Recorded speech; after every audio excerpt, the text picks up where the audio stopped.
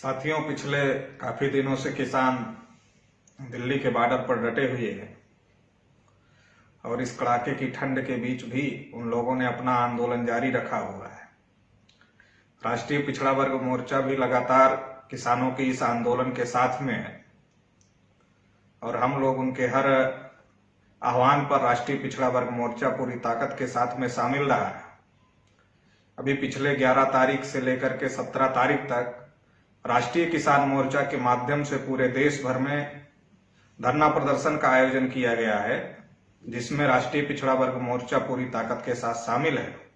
क्योंकि ये जो लड़ाई है, ये लड़ाई केवल किसानों की लड़ाई नहीं है, बल्कि ये लड़ाई पूरे देश की लड़ाई है।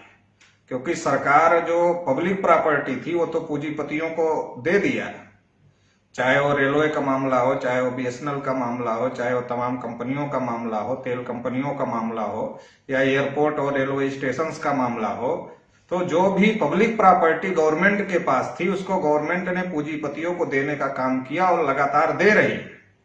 लेकिन ये जो पब्लिक प्रॉपर्टी पब्लिक के पास में है, खेती योग्य जमीन जो कि किसानों के पास में है, इसको निजी हाथों में देने के लिए, इसको पूंजीपतियों को देने के लिए सरकार द्वारा ये 3 जो काले कानून पास किए गए हैं, ये बहुत बड़ी साजिश है। इससे सारी खेती योग्य जमीन पूंजीपतियों के पास चली जाएगी और पूंजीपति अपने हिसाब से जो खाद्यान्न दलहन तिलहन है, चूंकि सरकार ने उसको आवश्यक वस्तु अधिनियम से बाहर कर दिया है, तो उसका रेट निर्धारित करेंगे। कालाबाजारी बड़े पैमाने पर बढ़ेगी और महंगाई की वजह से पूरे देश में भुखमरी पैदा हो जाएगी और लोग भुखमरी से मरने लगेंगे। तो ये एक बहुत बड़ी साजिश है पूरे देश को पूंजीपतियों के हवाले करने का।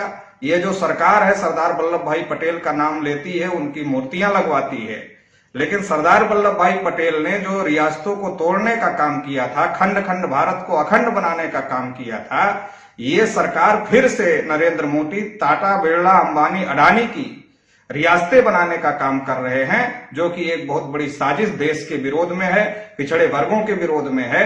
क्योंकि पिछड़े वर्ग के लोग ज्यादातर किसान हैं और पिछड़े वर्ग के लोगों के पास खेती की जमीन है, वो अपना खुद का पैदा करते हैं, खुद का खाते हैं, इसलिए वो ब्राह्मणों को और उनकी पार्टियों को हमेशा चुनौती देते रहे हैं। इसलिए पिछड़े वर्ग के लोगों को कमजोर करने के लिए और पूरे देश को कमजोर करके पूंजीपतियों को सुपुर्द करने के लिए ये बहुत बड़ी साजिश है।